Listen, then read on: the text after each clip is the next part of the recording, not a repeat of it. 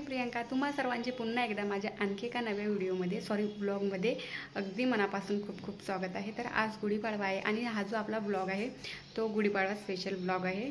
तर सर्वात अगोदर तुम्हाला व तुमच्या परिवाराला माझ्याकडून आणि माझ्या छोट्याशा फॅमिलीकडून गुढीपाडव्याच्या खूप खूप शुभेच्छा। आणि तुमचं जे हे नवीन वर्ष आहे ते आरोग्याचं, आनंदाचं, सुखाचं आणि भरभराटीचं जावो। तर बघा, आपण वर्षभरात आपल्या देशात आपण वर्षभरात अनेक सण साजरे करत असतो। त्यापैकी गुढीपाडवा हा सण आपल्या महाराष्ट्रात राज्यातील सर्वात सुंदर आणि आनंदाने साजरा केला जाणारा सण आहे। तर बघा, गुढीपाडवा हा हिंदू नववर्षाचा पहिला दिवस आहे आणि तो आपल्या महाराष्ट्रात खूप मोठ्या उत्साहाने साजरा केला जातो। तर बघा, आपण या दिवशी आपल्या घराच्या दाराशी गुढी उभी करून मराठी नवीन वर्षाची सुरुवात खूप आनंदाने सुरू करत असतो। आपल्याकडे हा सण गुढीपाडवा म्हणून साजरा केला जातो। तर बघा, तेलंगणा, कर्नाटक आणि आंध्र प्रदेश इकडे हा दिवस म्हणजे आपण गुढीपाडवा म्हणतो, पण तिकडे या दिवसाला उगादी म्हणून साजरा करत असतात। सण एकच आहे, पण आपापली इकडची परंपरा आहे सेलिब्रेट करायची। बघा, जेव्हा मी पण व्हिडिओ शूट करत असते ना, तेव्हा मध्यात म्हणजे बॅकग्राऊंडमध्ये मागून किट्टूचा आवाज येतोच। त्याचं काही ना काही त्याच्या पप्पासोबत बडबड चालूच असते। मी कितीही म्हणजे मी असा विचार करते की नाही, आता सायलेंट आहे घर, आता तरी व्हिडिओ शूट करावं, पण मध्यात त्याचा आवाज येतोच। तर असं एकदम मला सायलेंटलीमध्ये व्हिडिओ नाही शूट करता येत, सो बॅकग्राऊंडमध्ये किट्टूचा आवाज येणारच आहे। तर तेवढं तुम्ही इग्नोर करता प्लीज। घरामध्ये लहान मुलं असलं की असं आवाज चालूच असतो, सो त्याला इग्नोर करा तुम्ही। आणि बघा, आज गुढीपाडवा आहे, तर मग आज गुढीपाडव्याच्या दिवशी आपण काही ना काही नवीन म्हणजे असं गोडधोड बनवतच असतो।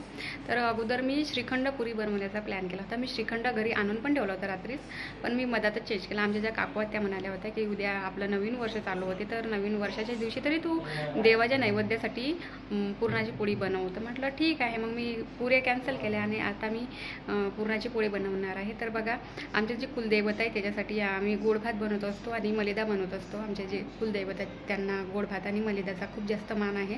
आणि आजच्या दिवशी माझ्या ज्या सासूबाई आहेत त्यांचं जेव्हा लग्न झालं होतं तेव्हापासून त्या गुढीपाडव्याच्या दिवशी घरच्या देवाला दर्शनाला जात असतात। तर आम्हाला पण जायचं होतं, पण काही कारणास्तव आम्ही नाही जाऊ शकलो, कारण किट्टूच्या पप्पाचं ऑफिसचं थोडं काहीतरी काम होतं, त्यामुळे आम्ही नाही जाऊ शकलो। नेक्स्ट इयर म्हणजे पुढच्या वर्षी आम्ही नक्की ट्राय करू जायसाठी। नसत जर मदत काही टाईम एखाद्या वेळेस टाईम भेटला तर तेव्हा जाऊ दर्शनाला। सध्याच्या कंडिशनला मी देवाला इथूनच हात जोडते आणि माझ्या नवीन वर्षाची सुरुवात करते। जेव्हा आम्ही लहान होतो तेव्हा माझी हे म्हणायची की नवीन वर्षाच्या दिवशी लवकर उठायला पाहिजे, अंघोळ वगैरे करून चांगलं, म्हणजे पूर्ण वर्ष तुमचं चांगलं जात असते। तर मग मला आईची गोष्ट ती रात्री आठवली आणि म्हटलं आता उद्या नवीन वर्ष आहे तर लवकर उठूया। तर आज लवकर उठली होती। मी रोजच लवकर उठत असते, पण आज रोजच्यापेक्षा जास्त लवकर उठली होती आणि माझी घरातली म्हणजे झाडून वगैरे घेतलं, पुसून वगैरे घेतली, गच्ची वगैरे, किचन वगैरे, नंतर आंघोळ केली आणि मग खालून फुलं आणली आणि देवपूजा करायला बसली होती। तर बघा, देवपूजा केल्यानंतर पूर्ण घरातलं वातावरण एकदम मस्त प्रसन्न होतं आणि मन पण प्रसन्न होतं। आणि कापूराचा आणि जो अगरबत्तीचा जो सुगंध असतो ना, त्यानं तर मला खूपच छान वाटतं, म्हणजे माझं मन एकदम प्रसन्न होऊन जातं। देवपूजा वगैरे करून घेतल्यानंतर बाकीचे कामं। तर बघा, आता माझी देवपूजा वगैरे झालेली आहे आणि मधातच किट्टू येऊन टपकला व्हिडिओच्या मधामध्ये। तर त्याने बिस्किट खाल्लेलं आहे सध्या, आणि मम्मा मागत आहे, म्हणजे पाणी मागत आहे। बिस्किट खाल्लेलं आहे आणि बिस्किट मी घरी बनवलेलं आहे रागीचं, मार्केटचं बिस्किट नाही आहे हे। आणि त्याच्यामध्ये दूध टाकून बनवलं तर थोडेसे कडक झाले, म्हणून त्याने जास्ती तो पातळ जे पातळ आहे तोच खातो आणि जे कडक आहे ते खात नाही तो। तर आता देवपूजा वगैरे करून झाली माझी, नंतर मग स्वयंपाक वगैरे करते आणि मंदिरामध्ये दर्शनाला जाते। आमच्या कॉलनीमध्ये मंदिर आहे देवीचं, तिथं दर्शनाला जाते। मला तरी वाटते की नवीन वर्षाची सुरुवात देवाच्या दर्शनापासून झाली पाहिजे, म्हणून मग मी आहे, किट्टू आणि त्याचे पप्पा आम्ही दर्शनासाठी मंदिरात जाणार। तर देवपूजाला बसायच्या अगोदरच मी पुरण लावून गेलो होतं शिजायसाठी आणि नंतर खाली फुलं आणायला गेली होती। तर मी विसरून गेली होती की मी कुकर गॅसवर ठेवलं होतं। तर किट्टूच्या पप्पाचं ते कुकरवर लक्ष होतं, त्यांनी सांगितलं मला की कुकरच्या 5 शिट्ट्या झाल्या आणि मी फुल फ्लेमवर कुकर ठेवून गेली होती आणि लगेच एकामागे एक 5 शिट्ट्या झाल्या। तर त्यांनी गॅस लगेच बंद करून टाकला। नंतर मी आली, त्यांना विचारलं कुकरच्या शिट्ट्या झाल्या काय, तर त्यांनी सांगितलं 5 शिट्ट्या झाल्या, म्हणून मी बंद करून टाकलं। म्हटलं बरं ठीक आहे, बरं झालं बंद केलं तर। नंतर मग आमच्या दोघांसाठी चहा बनवून घेतला आणि किट्टूसाठी दूध दिलं होतं त्याला प्यायला।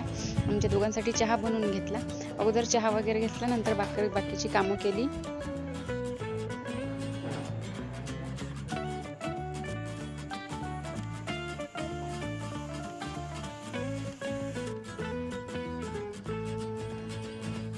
पिल्याच्या नंतर मी कुकर म्हटलं उघडून बघते डाळ शिजली की नाही शिजली. तर अगोदर कुकरची शिटी उघडून अशी वर उचलून घेतली आणि त्यातलं पूर्ण वाफ जाऊ दिली. नंतर मग झाकण उघडून बघितलं तर डाळ कच्चीच होती. फुल गॅसचं फ्लेम फुल होतं तर फक्त शिट्याच झाल्या, डाळ शिजलीच नाही. मग परत मी कुकर लावून दिला आणि 1-2 शिट्या होऊ दिल्या. किट्टूच्या पप्पाला म्हटलं डाळ तर शिजलीच नाही, ते म्हणत होते 5 शिट्या झाल्या तरी डाळ शिजली तर पनीर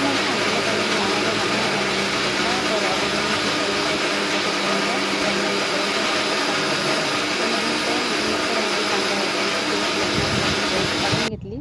किट्टू चालला तू? बाजारामध्ये चालला?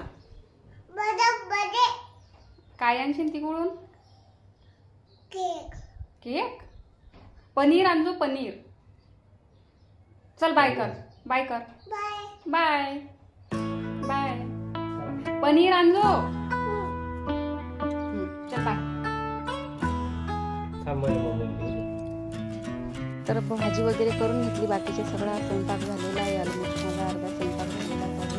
फक्त पोळ्या राहिल्या करायच्या. तर म्हटलं पोळ्या करून घेते. मी पोळ्याचा कलर पिवळा येण्यासाठी म्हणजे असं छान दिसल्या पाहिजे म्हणून त्याच्यामध्ये थोडीशी हळद टाकली होती. व्हिडिओमध्ये बघितलं होतं मी हळद टाकतात म्हणून, मग मी पण टाकून बघितली तर पोळ्या खूप छान दिसत होत्या. तर माझा आता स्वयंपाक वगैरे पूर्ण झालेला आहे. भजी थोडेसे काढले आणि बाकीचे भजी राहू दिले कारण मला मंदिरात जायचं आहे. कारण आता खूप उशीर होत आलेला आहे. आणखी जर थोडा वेळ अजून भजी काढत बसली तर मग मला अजून वेळ होणार आहे. तर माझा स्वयंपाक सर्व झालेला आहे आणि नैवेद्य वगैरे मी काढून घेतला देवासाठी. आता साडी वगैरे घालते, गुढीची पूजा करते. नंतर बाकीचे जे राहिले काम आले आहे ते मंदिरातून आल्यानंतर करते. चला तर मी आता साडी वगैरे घालते.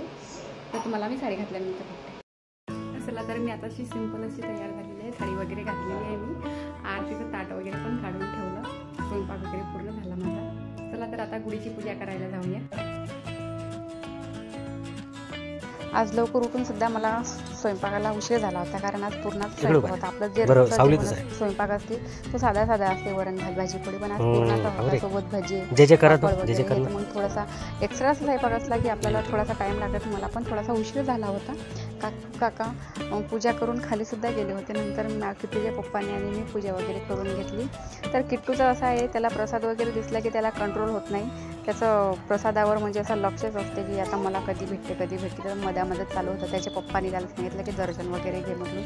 तर त्याने दर्शन वगैरे घेतलं. नंतर देवीला गुढीला नैवेद्य वगैरे दाखवला, पाणी वगैरे दाखवला आणि आरती वगैरे करून घेतली, पूजा वगैरे करून घेतली. तर नंतर मला मंदिरामध्ये जायचं होतं कारण काकूच्या घरची आज देवीला साडी नेसवायची होती. तर मग तिथं आरती वगैरेसाठी जायचं होतं. तर मंदिरामध्ये जायचं होतं. चला तर दर्शन घेते. मस्त गुढीचं दर्शन असं घेतलं आणि निघाली मंदिराकडे जाण्यासाठी. जेवढ्या घाईघाईने मी गुढीची पूजा केली होती मंदिरामध्ये येण्यासाठी मंदिरामध्ये आल्यावर मंदिराची क्लिनिंग चालू होती, म्हणजे साफसफाई चालू होती. देवीची वगैरे आंघोळ वगैरे चालू होती. काकू वगैरे आंघोळ घालून येत होते देवीची. नंतर बस ना तू किट्टू. मी पण थोडासा हातभार लावू लागते. तर मग मी पण मंदिर वगैरे झाडून काढलं. नंतर रांगोळी टाकली, छोटीशी टाकली. तर रांगोळी टाकत असताना किटू मध्ये आला. तर तो म्हणत होता की मला पण रांगोळी टाकायची. त्याचे सर्वांना तो सांगत होता की तिथं ज्या काकू वगैरे बसले होते त्यांना सांगत होता की मम्मीला मी रांगोळी मोडू लागतो, काढू लागतो, नाही मोडू लागतो असं म्हणत होता. सर्व त्याच्याहून खूपच हसत होते कारण तो आता इतका जास्त बोलायला लागला की खूपच म्हणजे सर्वजण त्याचं खूप कौतुक करतात. इतका लहान आहे तरी किती लवकर बोलायला शिकला. नंतर देवीला साडी वगैरे घातली, मग आरती वगैरे केली. नंतर कापूर वगैरे लावून घेतलं, देवीचं वरती दर्शन वगैरे घेतलं आणि किट्टूने मंदिरामध्ये फुल एन्जॉय केला. म्हणजे त्याला मस्त म्हणजे बाहेर आणला की त्याला खूपच मजा त्याला थांबणं. कारण आता उन्हाळा चालू झालेला आहे आणि मग असं उन्हामध्ये त्याला बाहेर नाही आणतात. तर मंदिरामध्ये तुम्ही पाहू शकता की धावपळ करत आहे, खूपच पडत असतो बाहेर आणला की मंदिरामध्ये आणला की. चला तर आजचा ब्लॉग तुम्हाला कसा वाटला मला लाईक कर जा. चॅनलवर असाल तर सबस्क्राईब कर जा चॅनलला. चला तर इकडे ना इकडे हे बघ प्रसाद घे, प्रसाद हे इकडे घे, प्रसाद घे, प्रसाद इकडे ये. हा हॅप्पी गुढी पाडवा म्हण. हॅप्पी गुढी पाडवा. हॅप्पी गुढी पाडवा.